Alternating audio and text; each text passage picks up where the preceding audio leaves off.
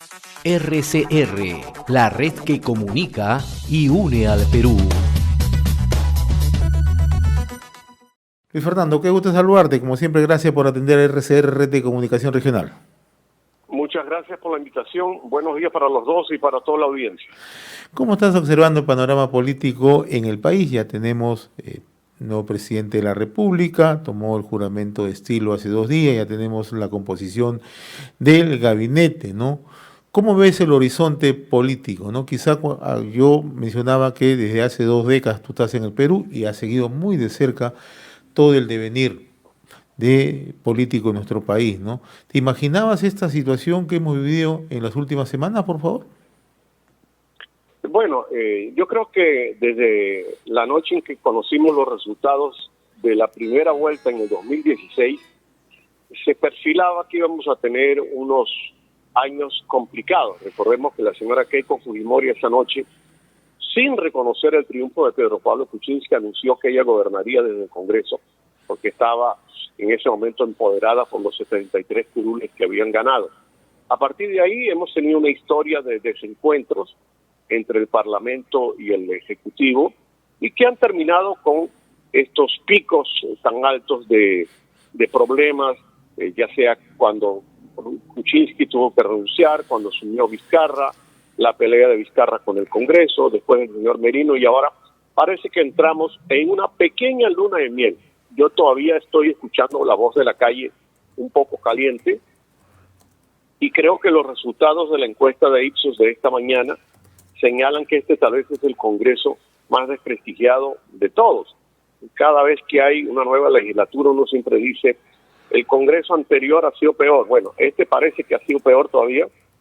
Solamente 9% de aprobación, 88% de desaprobación, y esos son, de alguna manera, un caldo de cultivo para que la voz de la calle siga y para que los congresistas se sientan un poco como animales heridos, y los animales heridos se ponen más peligrosos cuando se sienten atrapados. Entonces, espero que tengamos un pequeño tiempo, una pequeña luna de miel.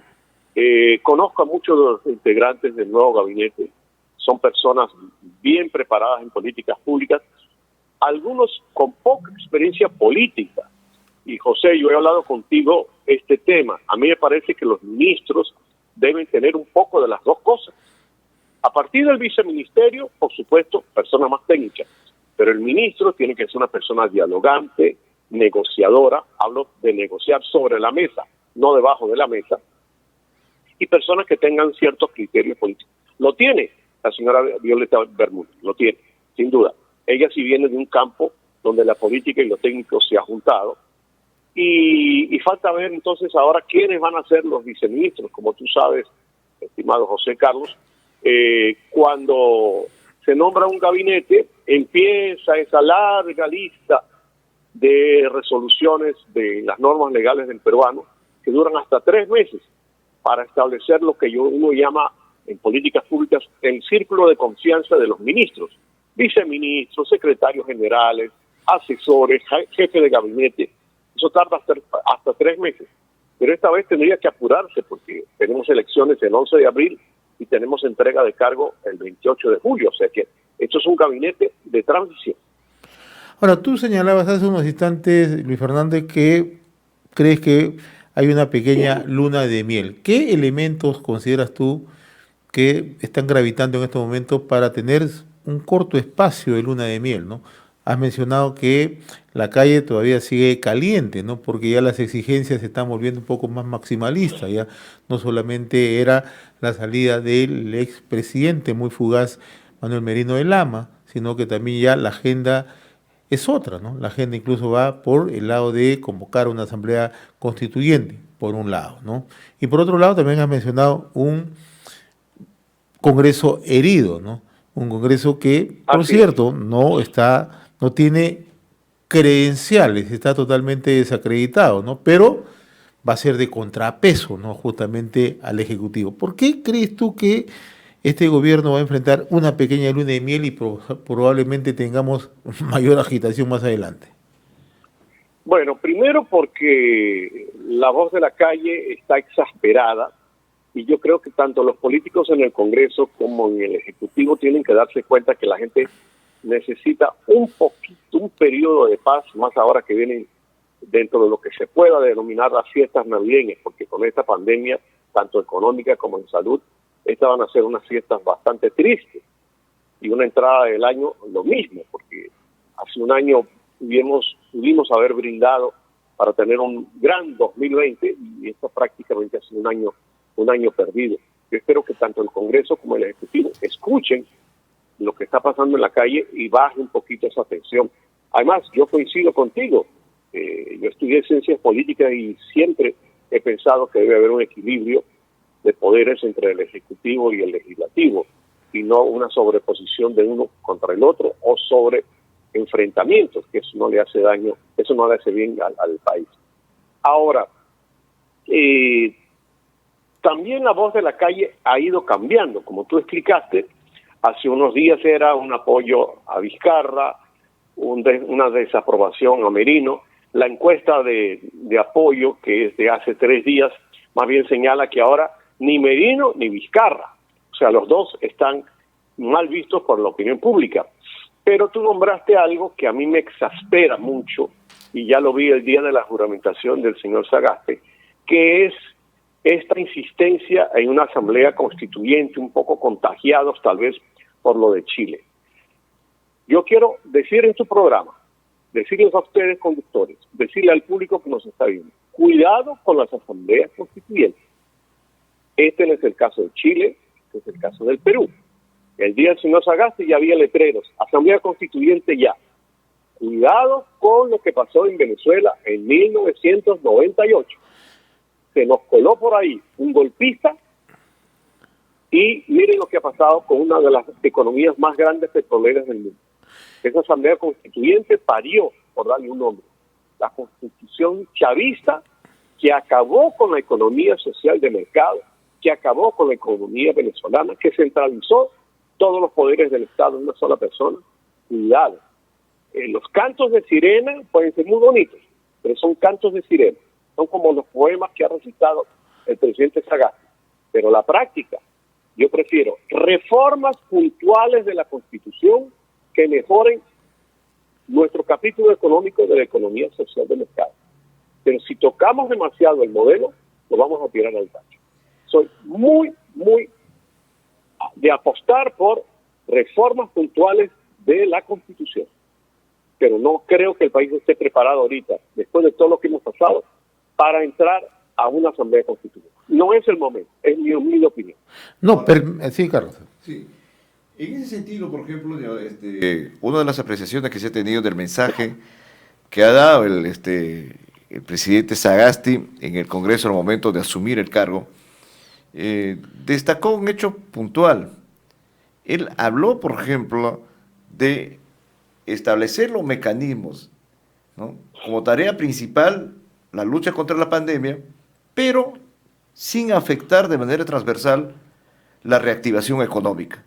Pero en ningún momento, pese a que muchos señalaban, ¿no?, su perfil más pegado a la izquierda, y algunos consideran que el gabinete que ha juramentado es de izquierda, pero en ningún momento se ha hecho mención, por ejemplo, ¿no?, a denostar lo que muchos de las canteras, precisamente de la izquierda, señalan como cuestionamiento el modelo económico. Y lo que ha planteado es más bien llevar adelante políticas que no afecten más, ¿no?, las crisis económicas que tenemos, y dentro de ese marco tratar de salir adelante. Estoy de acuerdo contigo, Carlos, pero recordemos el contexto de lo que nos está pasando. 2 fuerzas políticas, las menos votadas en el Congreso, el Partido Morado y el Frente Amplio, ahora uno gobierna el legislativo y el otro gobierna el ejecutivo. Creo que no había calentado la silla la nueva presidenta del Congreso cuando el jefe del partido de esa señora ya estaba pidiendo asamblea constituyente. O sea que el Ejecutivo tiene su agenda, pero algunas fuerzas en el Legislativo, ahora empoderadas por estar presidiendo la mesa directiva, ya creen que van a manejar otra vez el tema de la Asamblea Constituyente. Yo insisto, a veces no me gusta poner modelos, pero pongo un ejemplo. Los Estados Unidos siguen teniendo la misma Constitución hace más de 200 años. Es cierto, al final hay una serie de enmiendas, pero es la misma Constitución. Aquí queremos, por el contagio chileno, por lo que se hizo hace unos años en Ecuador, por lo que les estoy contando del año 99 en Venezuela, por Bolivia, pensar en una nueva Constitución. Eso nos va a costar un dineral, porque hay que elegir a los constituyentes. Eso nos va a costar un dineral por mantener una especie de congreso paralelo que vaya escribiendo esa Constitución, y el país no está para estas cosas ahora. Hagamos reformas constitucionales que se necesitan.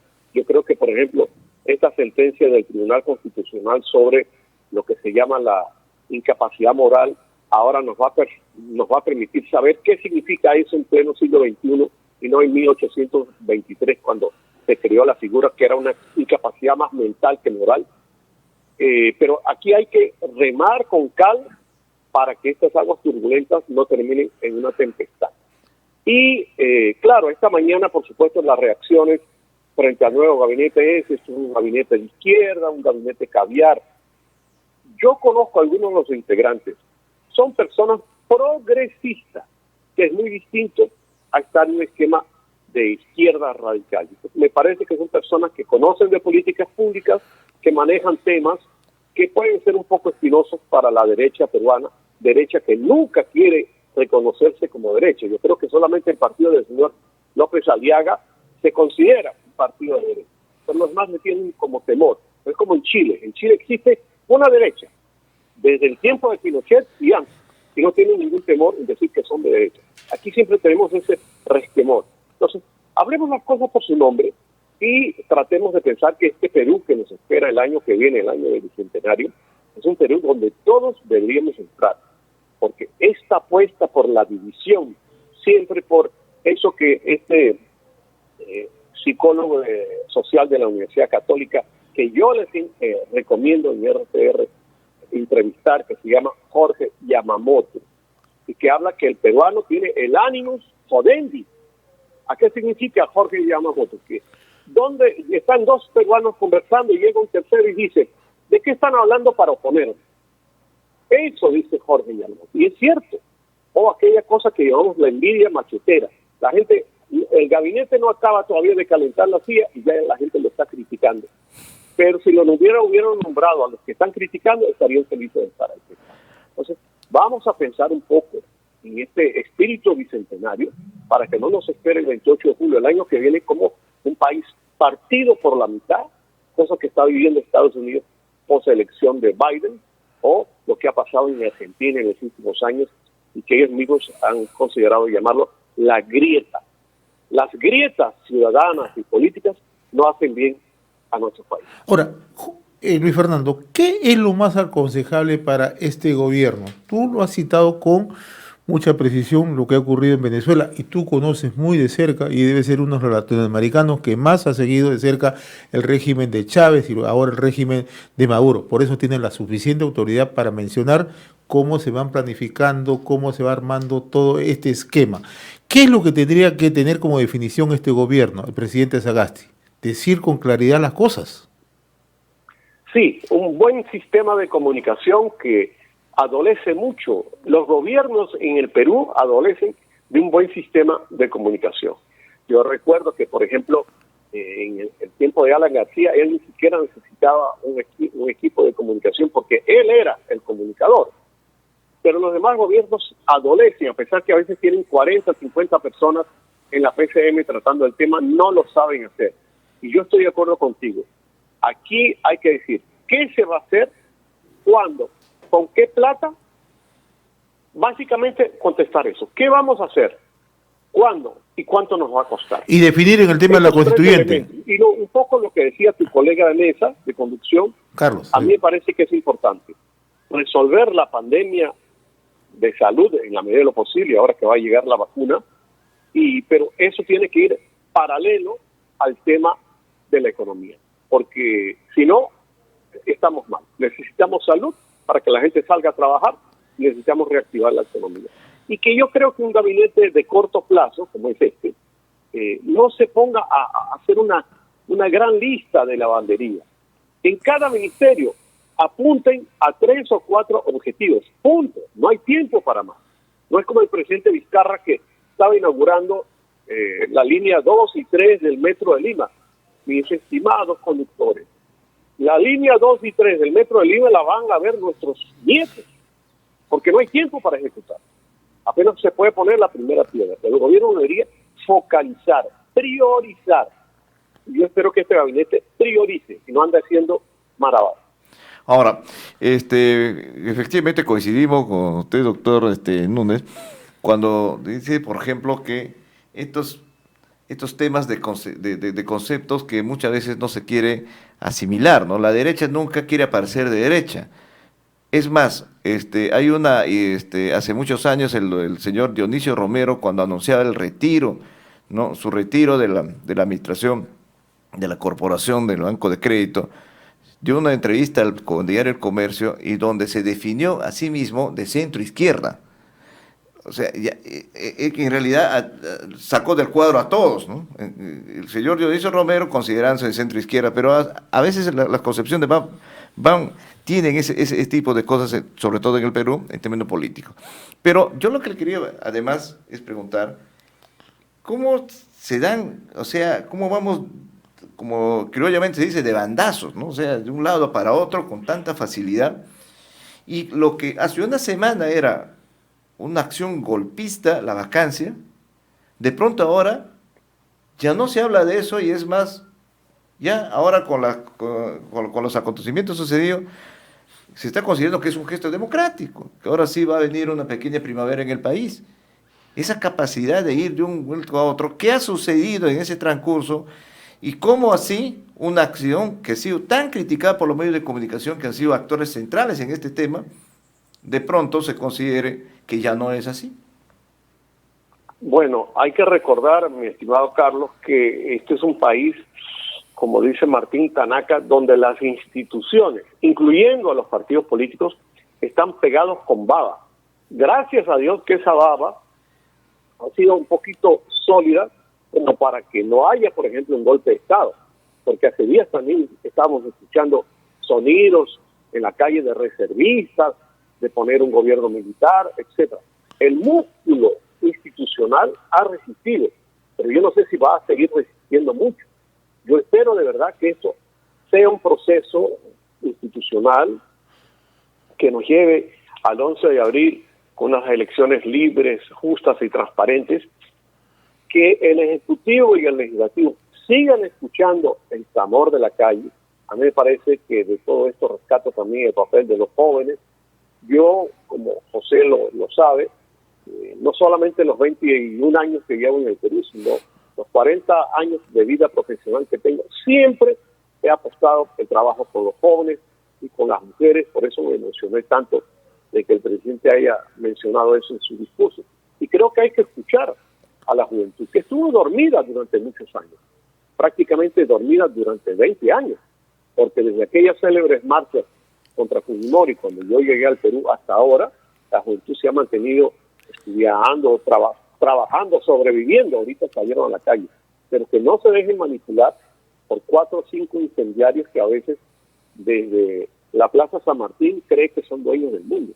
Aquí lo que necesitamos es combatir la pandemia, corregir los modelos que estén desarticulados en el tema económico, pero sobre todo pensar a futuro, porque aquí hay gente pensando en que si Antauro sale de la cárcel, él debería ser el presidente, que es muy bonito hablar de pena de muerte, y son términos que a veces la gente no sabe a qué conduce. Entonces, no digo que no tengamos la voz en la calle, por supuesto, la respeto, pero prudencia, porque a veces empezamos con un favorito y terminamos quemando toda la vez. Ahora, otra pregunta también que se hace recurrentemente, a nosotros nos envíen a través de las redes sociales, que les demos alguna luz sobre este tema y se lo trasladamos en parte a su experiencia, es ¿por qué no? ¿Por qué Merino no? ¿Y por qué el señor Sagasti sí? O O sea, ¿cuál es la diferencia sustancial? Porque hemos visto que cuando asumió, por ejemplo, después de la vacancia, el cargo de presidente de transición, para el periodo de transición, el señor Merino, los que promovieron e impulsaron y todo lo demás que vino sucesivamente con las marchas y todo, llegaron al extremo, y muchos de ellos, y ahí constan en las redes, de tocar la puerta de los cuarteles para un golpe, ¿no? Y ese es un tema que no lo vemos resuelto ahora, porque como usted mismo menciona y es público, hay grupos de reservistas y todo que igual están en la calle también, fijando su posición, ¿no? Y además, el otro hecho que ha llamado la atención, pero que no se comenta mucho ahora, es la reacción que hubo ante la posibilidad que la señora Rocío Silva Santesteban, ¿no?, conocida, activista de derechos humanos, y en su momento muy vinculada en algunos hechos al tema de la insurgencia o del grupo terrorista del MRTA, y se ha recordado pues rápidamente a través de las redes, ¿no?, que fue la que hospedó a la señora Lori Berenson en su casa, apenas salió de prisión, y todo ese tema para un poco recordar esa vinculación.